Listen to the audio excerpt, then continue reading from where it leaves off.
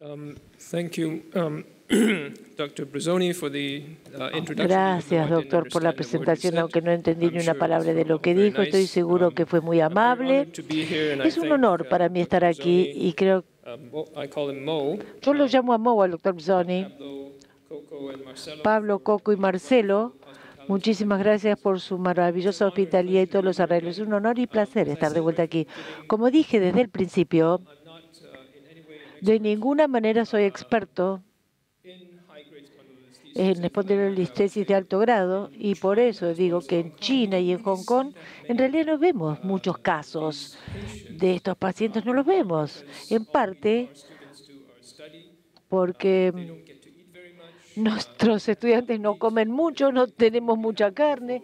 Si solo tuviéramos la maravillosa carne argentina, sería distinto, pero no la tenemos, no comen mucho. Entonces, mucho de lo que yo hablo es en base a lo que otros expertos han compartido y cirugías similares que hemos realizado. Pero aquí tenemos una foto del año 2015. Voy a tratar de que esta charla sea menos seria. En esta foto parezco demasiado serio, pero con un poco de vino, un poquito de alcohol, me aflojo bastante. Bueno, espondilolistesis pediátrica. Hay algunas clasificaciones que no sé si son muy útiles, pero con suerte, con el grupo de estudio de las deformidades, vamos a tener mejor idea de la utilidad de las clasificaciones. Vamos a ver rápidamente algunos principios básicos de estas de los altos grados. La espondilolistesis pediátrica, hay muchas fuerzas vectores. Si dividimos los vectores en más horizontal y hacia abajo, no estoy segura por qué John Lever utilizó este diagrama de vectores. Para mí no es el que aprendí cuando estudié matemática y física. La presentación todos lo conocemos, pero la peor situación es el síndrome de caudequina, de cola de caballo, que probablemente sea muy raro. La incidencia, L5 es lo más común, L4 la minoría. Hay una acción de pinzado de la apófisis articular genera esta patología, pero hay informes que llega hasta L1 y múltiples niveles en el 4% en una serie. La espondilolistesis ocurre solamente si hay defectos del arco posterior bilaterales, y no son todos los casos. Por lo tanto, no vemos desplazamiento anterior con todas las espondilolisis.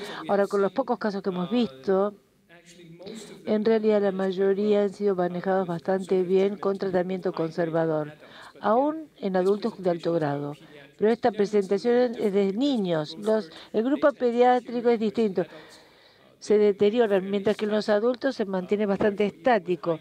Y aún con el alto grado a veces uno se arregla sin nada, pero en los niños es más complicado. El principio del tratamiento, cuando hay dolor de espalda, hay que excluir tumores e infecciones y alarmas. El tratamiento conservador esencialmente es reposo, restricción de actividades y a veces también un corset. Pero este es un tema, harina de otro costal, digamos. Esto es lo que pueden encontrar ustedes, una actualización. En realidad es excluyendo las causas siniestras, digamos, y utilizando diferentes modalidades de investigación, radiografía, TAC, IRM y laboratorio para ver si hay posibilidad de infección o tumores, pero volviendo a las clasificaciones, yo no sé ustedes, pero a mí me resultan confusas, especialmente la de Wiltse, 1 y 2. Estas son las dos más confusas, estas dos clases. Esta es una displasia congénita, supuestamente, donde hay elongación de la pars y lisis que puede desarrollarse después, que sería como un tipo 2. O sea, que es aquí donde surge mi confusión, pero no importa si estamos hablando de alto grado, en general se trata de las imágenes radiológicas y tratar de decidir qué hacemos. Si se puede, si hay una inestabilidad clínica o radiológica, si hay compresión de un nervio o síntomas neurológicos. La Wiltse modificada tiene también la categoría iatrogénica. Pero lo más importante, mirando la clasificación de Wiltse, se habla de un desplazamiento aparte del de la pars. Si no está a nivel de la pars articular, ¿qué es esto?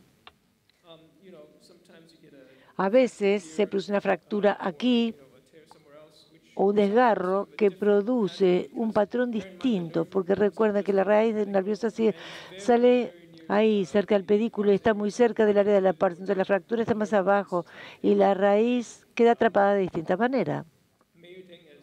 Meyerding, como dijo el doctor Macaño, la clasificación no es muy útil. Si es un desplazamiento de alto grado, quiere decir que hay que hacer más liberación.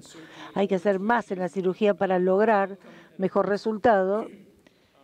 Y claro, más tracción del nervio, de lo que voy a hablar después. Esta es la clasificación de Marchetti y Bartolozzi y se trata más de fijarse cómo abordar la espondilolistesis de más bajo grado y cuándo hay que fusionar. La división principal es la del desarrollo o adquirida, y la del desarrollo es con displasia alta o baja, y los cambios displásicos son mayores en la alta. Y aquí vemos la diferencia primaria es la retroversión pélvica. Y claro que esto lleva a un alto riesgo de progresión hasta la loptosis. Por eso que es importante hacer un monitoreo seriado así de pacientes de bajo grado, si tienen el tipo displásico alto, para evitar que lleguen a ser un paciente difícil de tratar con espondiloloptosis. Quizás en la Argentina sea similar a lo que pasa en China, donde los pacientes no hacen caso religiosamente que uno les diga que vuelven a vernos. En Hong Kong no tenemos ese problema porque son bastante obedientes, pero el resto de China no. Pero claro, Hong Kong es muy chico, así que no tienen una gran excusa de que no puedan volver al hospital porque está todo cerca. El grupo de estudio de deformidades espinales generó esta clasificación que habla de la incidencia pélvica, pero recuerden, hay pacientes que tienen un índice pélvico bastante alto de incidencia pélvica, pero son normales. Pero una vez que se pasa de 60, ahí las fuerzas de cizallamiento son muy grandes. Y claro que con la pelvis en retroversión, eso no significa que la columna está desbalanceada, podría estar balanceada. Este es el algoritmo que vimos antes en la discusión de los casos. Mirando estas imágenes, esto está muy desbalanceado. Es cuando la línea está totalmente fuera de... Pero en este caso la línea plomada no está tan mal. Entonces, el alto grado, el quinto es borderline, el 6 ya más del 90% de las veces requiere cirugía. ¿Cuándo operamos en slips de alto grado? Que incluyen lisisola, todo el mundo lo conoce, son difíciles de tratar, un slip progresivo, que es complicado, y cuando nos fijamos el dolor de espalda, con la clasificación de Marchetti y Bartolozzi o la del nuevo grupo, uno podrá identificar los pacientes que tienen más disposición a hacer una progresión y hay que operar antes con distintos métodos, que no los voy a nombrar. Una espondilotesis de alto grado. El doctor Macaño en su presentación fue muy amplia. Yo ajusté un poquito la charla, probablemente no haya que repetir los detalles, pero quiero señalar de que sí hay ciertas personas que dicen que a los 2 años pueden mantener bastante buenos resultados. Pero la selección de los pacientes es muy importante, tiene que tener buena neurología. Probablemente sea un grupo de pacientes que en realidad no tenían tanto de qué quejarse desde el inicio. En los casos que nosotros vimos durante la discusión, esos pacientes sí necesitaban cirugía siempre y cuando le hubiéramos hecho previamente tratamiento conservador y que falló. Una vez que pensamos en la cirugía, ¿qué hacemos? Fusión in situ o reducción. El doctor Macaño habló de cómo la reducción es problemática, pero es importante si uno habla con autoridades de este tema, de distintos centros que hacen muchos casos de estos, uno tiene opiniones muy diversas en realidad. Históricamente el problema principal es neurológico. Y claro, la alternativa de hacer un procedimiento en distintos tiempos es horrorosa y nadie la quiere hacer. Pero por otro lado, aunque la reducción sea parcial, con la mejoría de la instrumentación que tenemos, el uso de la BMP y el monitoreo intraoperatorio neurológico importante, la mayoría de los expertos dice que uno puede lograr la reducción completa, pero hay que prestarle mucha atención a la liberación y la protección del nervio. Pero ahí está la diferencia entre niños y adultos. El hueso pediátrico es mucho más blando. Los ligamentos por delante no han tenido tiempo como para ser rígidos.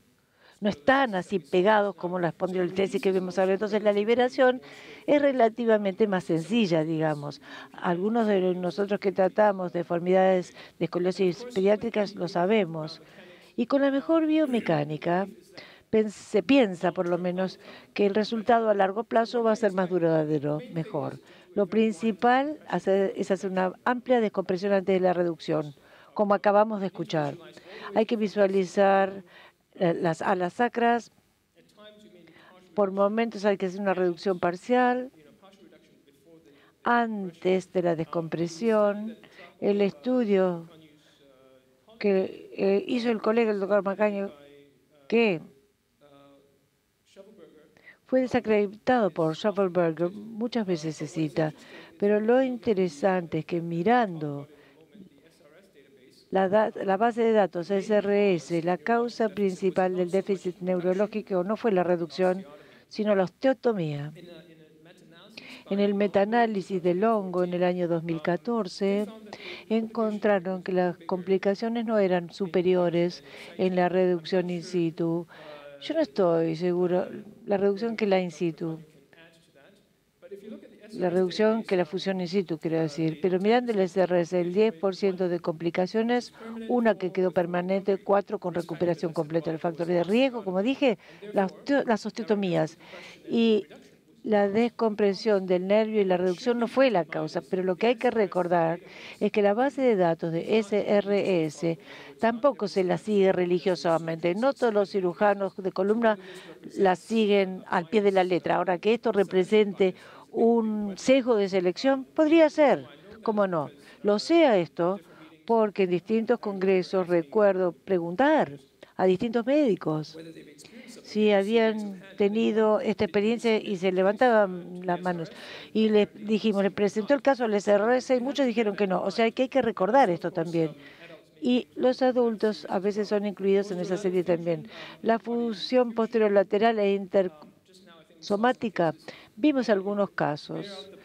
Recuerden que similar a las fusiones más largas, la columna anterior y su reconstrucción es sumamente importante. Hay menos tasa de pseudoartrosis, aunque algunos estudios han demostrado que lleva más tiempo para que se logre la función, pero se logra mejorar la cifosis local y el balance global.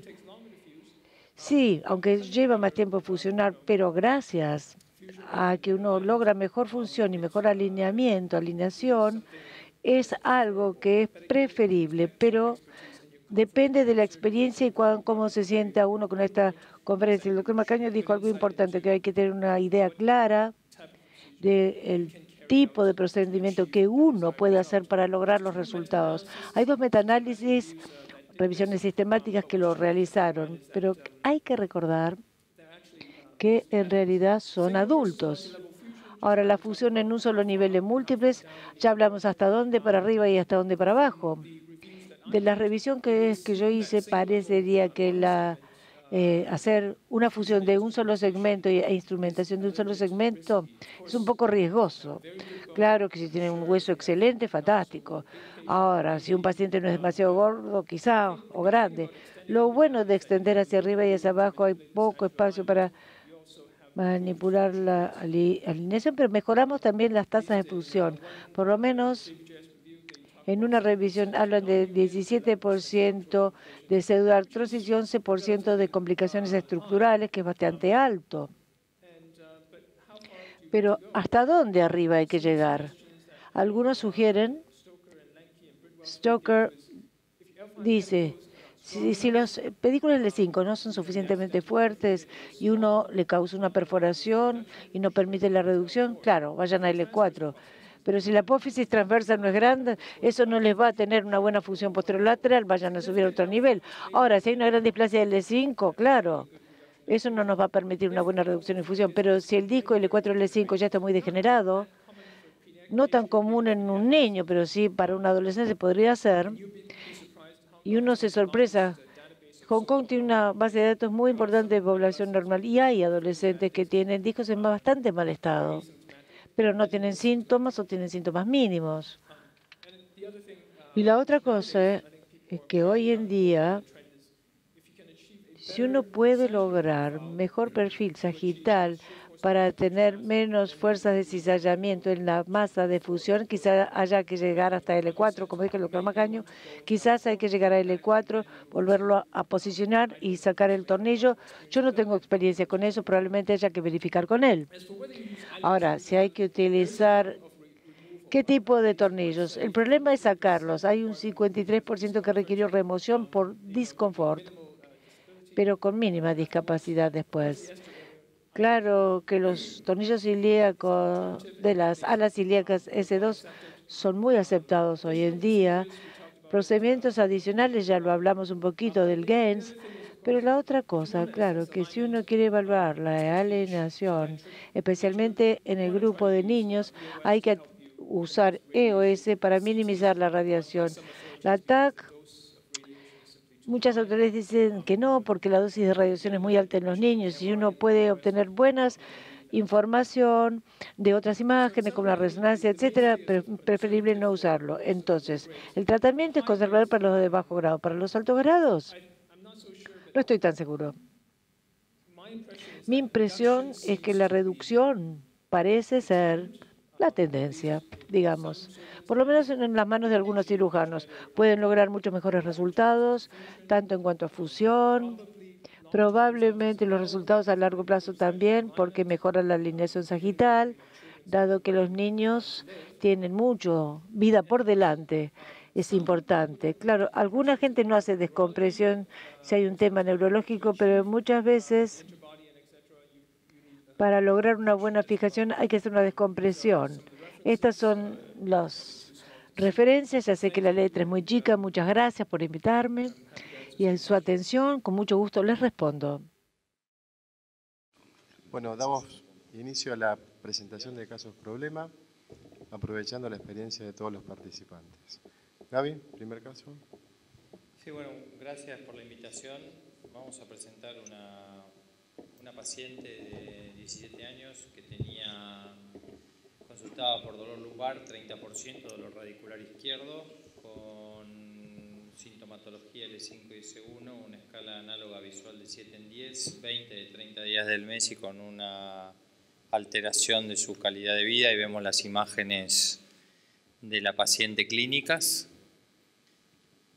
Ahí vemos las radiografías. La paciente ya había consultado en otro centro en el 2012 con este tipo de estudios, donde se ve en el espinograma una espondilolistesis de alto grado, y se ve también una escoliosis asociada. Nos viene a ver a nosotros en el 2013 con esa imagen. Por tema de tiempo, no sé si Carlos está de acuerdo, vamos a tratar de mostrar varios casos y rápido, así podemos discutir un poco más. Ahí vemos las radiografías con las mediciones radiográficas, la tomografía computada donde se ve el grado de espondilolistesis del paciente. Ahí vemos la tomografía bien focalizada, más estudios, resonancia magnética, donde se ve la espondilolistesis de alto grado. Ahí está la clasificación que nos habló el doctor, que no vamos a repetirla por temas técnicos. Se la operamos. Sí, obvio que la vamos a operar. Se escapó el diapositivo. Y vamos, si quieren, dejamos ahí o donde diga Carlos. Empezamos con las preguntas. Doctor Macaño, paciente adolescente. ¿Este caso podría ser utilizada la técnica del Boltzmann invertido? ¿Cuál es tu experiencia en este caso? Yo no hago pediátrico, pero si le llego a decir a Schoppeberger que la instrumento en Saito, tengo problemas el resto de mi vida y no me saluda más. En chicos, la Boltzmann nosotros no la describimos para chicos, creemos que en pacientes que están en desarrollo, adolescentes o pediátricos, todavía lo que hacen como Sofferberger es la reducción, es la indicación.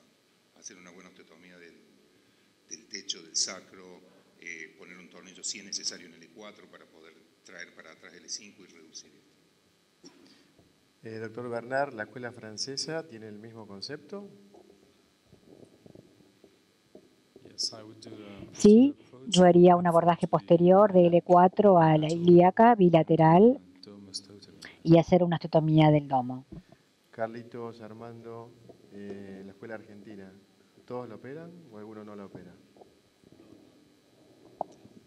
Sí, pienso quirúrgico y estoy de acuerdo que, que no tiene un desbalance espinopélvico, sino más sacropélvico, pero hay que fusionar e intentar reducción, al menos. En el caso de instrumentarlo, ¿utilizas algún tipo de espaciador intersomático, injerto de cresta, por la edad de la paciente me refiero, ¿no? Además de la instrumentación posterior. Sí, sí, soporte anterior, si puede ser con hueso, está bien, pero no sé si voy a poderlo. Quizá una caja para intentar la reducción. Sí, creo que hay varios puntos para discutir, cómo reducir y qué tipo de espondilolistesis es. Creo que lo que dijo Carlos es importante. Es un paciente que tiene un desbalance local, pero tiene un balance global. El otro tema para discutir es que tiene las relaciones entre el tilt pelviano y el sacro, no son 2:1, o sea, no tiene un sacro tan vertical, es un sacro bastante horizontal. Y después, bueno, los temas que ya se charlaron, cómo proteger el quinto nervio. Creo que lo ideal es lograr una reducción sin tener una lesión neurológica. Creo que ese es el punto crítico de la operación y el secreto es el soporte de columna anterior. Bueno. Y una pregunta, yo hago preguntas. Siempre usan potenciales para este tipo de cirugías, ¿no? ¿Estamos de acuerdo en eso? Sí, siempre se usa monitoreo intraoperatorio multimodal. O sea, no potenciales más electromiografía. Pero lamentablemente la mayoría de las lesiones no aparecen en el momento de la operación. La mayoría son lesiones tardías. Te sugiero leer, ahora salió en el Journal de Neurosurgery, en la parte de Spine, un review de 20 y tantos casos de espondilolistesis de alto grado, con reducciones de un 70%, con casi un 30% de lesiones radiculares del E5. O sea, la incidencia es altísima y la mayoría de las lesiones son tardías. Lo bueno de la respuesta es que la mayoría recuperan, pero ahora vamos a hablar, si quieren, porque hay otro caso complicado, pero bueno, creo que era para empezar la discusión, si quieren vamos pasando de casos, pero creo que es un caso típico, acortamiento. Hay que entenderlo como una cifosis lumbosacra y lo que hay que hacer es un acortamiento posterior, así que resección del domo sacro, fijación. Me parece que no es un caso para fusión monosegmento, me parece que es mucha la inestabilidad que tiene y siempre 2 puntos proximales, 2 distales, ilíaco y un soporte anterior adecuado. Así que un poco lo que se busca es el balance global. Comer un grado 5, bueno, lo que le hicimos fue lo que charlamos con todo esto, tornillo de reducción L4, buscar el tornillo del L5 desde adentro, buscar el nervio de arriba para abajo, resección del domo, soporte anterior, fijación transdiscal asociada cuando no logramos una reducción completa y lograr un balance. Y ahí se ve la imagen del paciente pre, post inmediato y ya más a largo plazo. Si quieren, ¿se quiere hablar algo de técnica, Carlos, o vamos pasando de casos? Así vamos. Tiene soporte anterior blando, le pusimos chips. A veces cuando lo que hacemos es el soporte anterior después de hacer la reducción, nunca antes. Bien, pero no le pones PLIF, ¿no te gusta poner PLIF porque es muy joven? Siempre le pongo PLIF, siempre le pongo hueso adelante. ¿Qué quise decir? Si le pongo cage, muchas veces llevo mesh cervicales, porque a veces el espacio es chico en los pacientes pediátricos porque el largo del sacro es corto, o hueso propio o cajas. Tengo todo en la mesa como para decidir, pero el secreto es poner la caja después de hacer la reducción, no antes de hacer la reducción. Es una caja de relleno, no de corrección. Ese es el concepto. Y muchas veces el sacro es muy chiquitito y las cajas que usamos normalmente de posterior son de 26. Entonces a veces te quedan largos y si la reducción no es perfecta aparecen posteriores y siempre tratamos de poner una caja bien adelante que haga cantilever, pero es de relleno sobre todo, no de corrección. Uno de los temas que a veces se plantea es que el pedículo L5 es un pedículo muy hipoplásico. Quería preguntarle al doctor Macaño si en su experiencia, él cuando tiene que hacer la descompresión, buscar la quinta raíz, el tornillo L5 lo colocás palpando el pedículo desde el conducto, o tenés algún tip para la colocación de ese tornillo. Como te decía antes, hago lo mismo que hace Superberger. Todos los tornillos se ponen con visión con C-arm directamente, sin buscas, manejas el C-arm, necesitas algún técnico bueno hasta encontrar los pedículos. A veces tenés que ir mal por arriba. No me pongo a tocar el pedículo, no hay forma, porque si con el C-arm sabés que lo vas a poner en lugar. Pero a veces es como decimos, lo ideal, en estos casos, la faceta entre L4 y L5 está ahí arriba también, o sea que a veces te la tenés que llevar por delante, o sea que no me vuelvo muy loco, tenés que hacerlo para la reducción, pero podés dejarlo sin nada, si después de reducirlo, tenés que ir a L4 casi siempre, ¿cierto? Y lo hacés por la reducción, ¿ustedes lo hacen con tornillo de reducción, lo reducen? Tornillo de reducción 4 y 5, no solamente en 5. Ah, ¿en el 4 le pones reducción también? También. Sí. Okay. Y en algunos casos la maniobra mecánica de elevar las piernas para poder hacerlo. Ese es lo más difícil, pero cuando tenés el tornillo en L5, con el tornillo de reducción, lo traes despacito y sí, pero lo hacemos con CIAR siempre. Y para el doctor Bernard y el doctor Macaño, en lo que es la planificación preoperatoria, ¿ustedes están usando el EOS para ver, digamos, el perfil sagital completo del paciente? Nosotros acá no lo tenemos todavía en Argentina. ¿Doctor Bernard? Sí. We do use it routinely, but you have the same. De rutina. La única diferencia, bueno, depende de la irradiación. Y uno puede obtener esa información de las placas simplemente. Well, we do. A Soferberger le costó un montón hacer entender al hospital que lo necesitaba. Se lo compraron solo para él, pero lo usamos de rutina. En Guayú tenemos ellos, lo usamos todas siempre. Sí. Bueno, ese es el resultado clínico del paciente a los 2 años con la fusión sólida. Bueno, vamos a pasar a algo un poquito más complicado. Paciente de 18 años que consultó por una lumba ciática bilateral deficitaria y lo que presentaba era una espondilolistesis de alto grado. Es importante remarcar que este es un tipo diferente de espondilolistesis. Parece de mucho menos valor traslacional, pero tiene un sacro muchísimo más patológico, tiene un sacro vertical, tiene una retroversión pelviana, tiene un pelvic tilt aumentado con un sacro vertical, que es la peor de las espondilolistesis. La paciente además de eso tenía, ahí se ve el sagital, y la paciente además de eso tenía una estenosis severa del conducto raquídeo, como se ve en el corte de abajo. Así que esta es un poco la situación, el caso es un poquito distinto que el anterior. Es una complicación, así que no sé si Carlos, por tema de tiempo, querés charlar de cómo lo resolverían, si querés mínimamente, y después hablar de la complicación, cómo la resolvemos. O sea, tiene 2 partes el caso. Pero lo remarcable de este caso, que es totalmente diferente al anterior, a pesar de estar balanceado global, tiene un desbalance lumbopélvico mucho peor. Tiene un sacro muy vertical y una retroversión pelviana. Quizás brevemente, en 2 palabras, ¿qué le haría a cada uno? En caso de operarlo, si hacen descompresión, reducción, si hacen fusión in situ, si hacen doble abordaje, si hacen abordaje simple. L5 S1 versus L4 pelvis. Armando.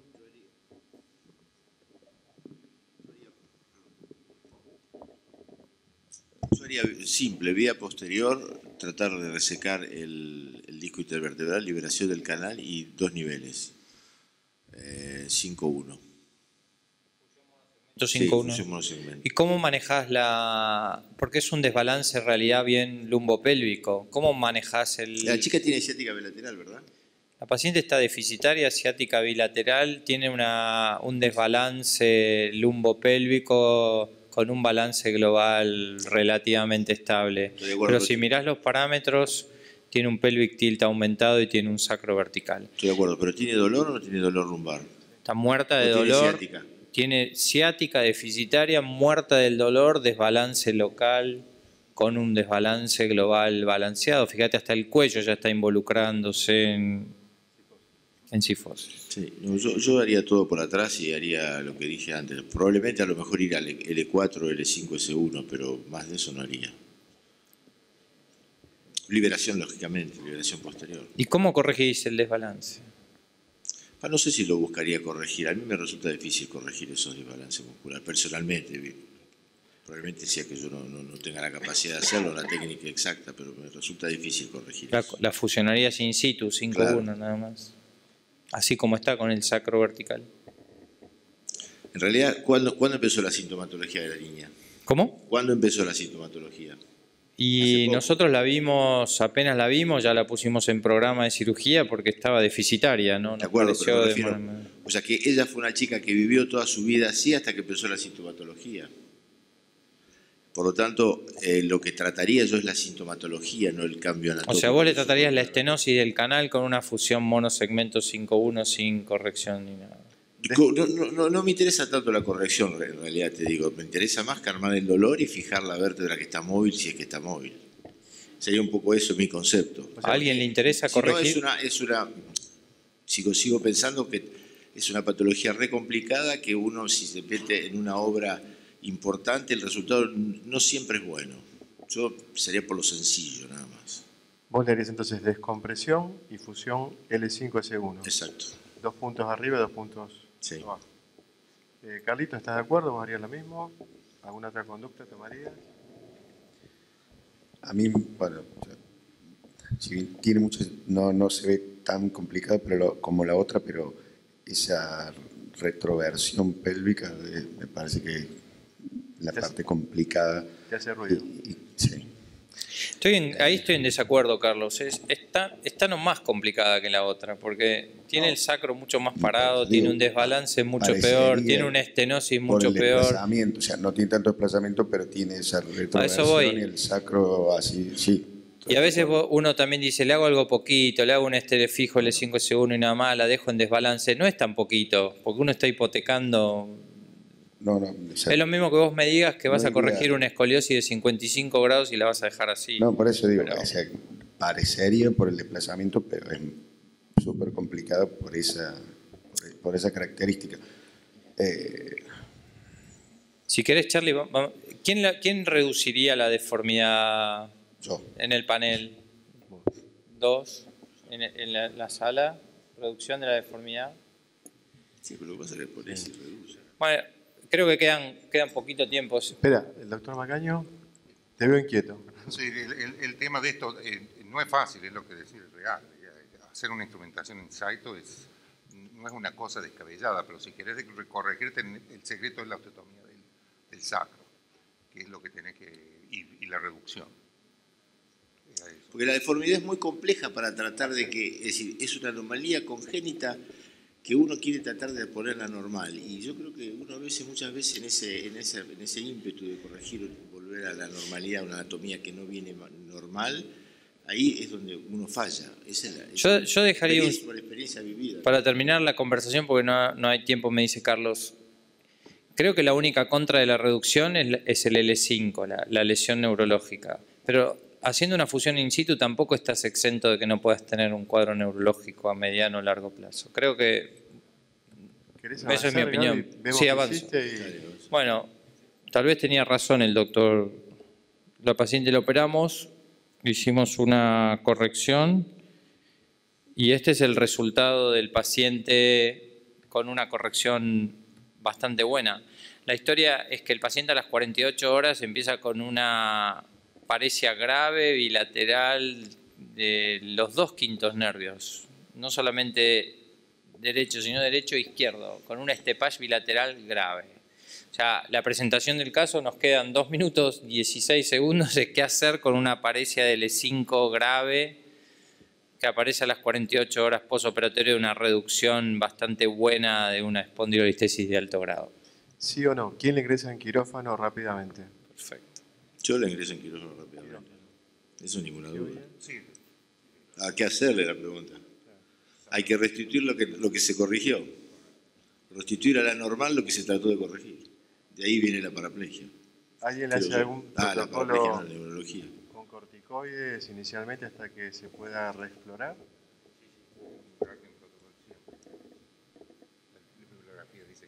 Es controvertido. Es controvertido. En Estados Unidos, yo se los hago, es totalmente controvertido, pero los casos que hemos tenido se los hacemos, no pierden nada. Le protege el estómago. Los nuevos, el Journal de Neurocirugía tiene trabajos nuevos que dicen que es más lo que te hace mal al estómago y la alta dosis de corticoides que realmente el resultado. No tenés otra cosa que hacer. ¿Y qué le harías en caso de reexplorarlo? Reexplorarla lo vuelvo a lo anterior, le saco la reducción, que es el mayor problema en este momento. Hago un estudio previo para ver si no hay una compresión, que nada se movió. Le hago una tomografía, le puedo hacer un CT mielo antes, que es esto, y si no hay nada lo vuelvo a lo anterior. Pero como te digo, yo tengo caso con Schofferberger que hizo la reducción, hicimos el monitoreo intraoperatorio incluso durante la cirugía. Durante la cirugía, con la estimulación del nervio, perdimos señales, le sacó la reducción, volvió todo, lo despertamos al paciente, movió todo, lo dejó sin reducir y 2 días después se le caen los 2 pies y está. Este es el caso. El paciente, nosotros no operamos ningún caso de esto sin monitoreo multimodal. Es un paciente que se despierta, o sea, todo bien y a las 48 horas aparece con una paresia grave bilateral, con un monitoreo multimodal perfecto. ¿Y cómo lo interpretas, Gabriela, ese... Tracción. La verdad que no está, se está discutiendo la fisiopatología, es un tema isquémico que por eso aparecen tardíamente las lesiones radiculares. Y la literatura, la verdad que sugiere observación estricta, no entrar a sacar reducción. Aparte de sacar la reducción de eso, bastante tenés que trabajar en el cage. Fue un paciente medio complicado porque no hay más tiempo, pero el paciente se despertó con eso, empezamos con toda la medicación antidiurética y empezó a hacer una recuperación muy parcial y llegó a una recuperación total casi a los 3-4 meses postoperatorios. La tuvimos con un estepallo un tiempo, pero tuvimos una conducta expectante y como mejoró un poco decidimos esperar. El problema hubiera sido si no mejoraba nada con el tratamiento médico. Ahora, la pregunta también es el tema legal, ¿no? Porque, digamos, vos tenés un paciente recién operado que hace a los pocos días o a las horas la complicación neurológica y mantenerlo sin reexplorarlo, hay que argumentarlo, hay que fundamentarlo, ¿no? No es fácil, ¿no? En realidad, todos hemos estado frente a una situación neurológica, no digo de esta índole exactamente, pero cualquiera que fuere, y realmente uno tiene que mantener una cordura y una línea, digamos, importante para decidir no operar u operar. Realmente a veces es difícil el límite, no está descrito. Es decir, es un poco el timing de cada uno, ¿no? El timing es tomografía normal, tornillos perfectos, resonancia normal, nada que sea otra causa, o sea, la única interpretación es isquemia por la reducción. ¿El doctor? No, yo no hago estos casos en realidad, pero fui residente de Jean Debussy hace 25 años y cuando él realizaba este tipo de casos, los niños no se les permitía que elongaran la pierna durante los primeros 8 días, que no la estiraran después post cirugía. Estaban en reposo en la cama, con fijas tanto las rodillas como los pies, flexionados, ¿no es cierto?, durante 8 días post cirugía. Y está el resultado, estas son las tomografías ya donde se ve el resultado y este es el resultado con la reducción esto ya es casi a los 8 meses posoperatorio con un paciente normal del punto de vista neurológico. Ahora, Gaby, fíjate qué interesante haciendo la crítica. La parte lumbar tiene mejor lordosis, pero empieza con una sifosis de transición tóraco-lumbar y mantiene la cifosis Sí. cervical. O sea que el global quizás no ha modificado tanto, ¿no? ¿Podés hacer una comparativa entre antes y después de operada? A ver cuánto corrigió la lordosis y el sacro. ¿Me explico lo que digo? Pre y post. El pre tenía una lordosis compensatoria que era toda... Tiene... Sí. El sacro mejoró, no perfecto, pero mucho. El desbalance global no lo tenía. Lo que empeoró tiene cifosis y no lordosis proximal. Se hace un análisis y está haciendo una leve escoliosis. De todas maneras, me parece que lo de arriba es bastante dinámico. Si mirás la tomografía, me parece que es un tema que se va a acomodar en el tiempo y no dudaría que es el caso para hacer este tipo de operación. Por eso, muchas veces es mejor operarla en realidad para tratar el síntoma, más que la deformidad. Es que... Porque la deformidad sigue más, está perennizada, sigue ahí. Yo no le veo mucho. Yo la veo realmente muchísimo mejor la deformidad. La pelvis está muchísimo mejor, el sacro está mejorado. Si vos haces la crítica del espinograma actual, es una cifosis toracolumbar, o sea, toda la columna que era lordótica proximal, consecuencia de la cifosis lumbosacra, se fue a la cifosis toracolumbar. Pero me parece que es un tema dinámico. Supongo que lo va a ir mejorando. No tengo duda que es un caso de una deformidad grave. Parecía de poca desplazamiento, pero tiene mucho desbalance lumbopélvico. Yo creo que no, la verdad que no me preocuparía, me parece que es algo que se va a compensar. La verdad que lo menos que me gusta de la corrección es que el sacro no quedó lo horizontal que hubiese querido. Sí, en la tomografía, si ves la tomografía decís, es perfecto. Ahora sí, cuando lo ves de pie parece... Bueno, somos un poco prisioneros del tiempo, así que les agradecemos a los panelistas, a Gabriel, y seguimos con la mesa que continúa.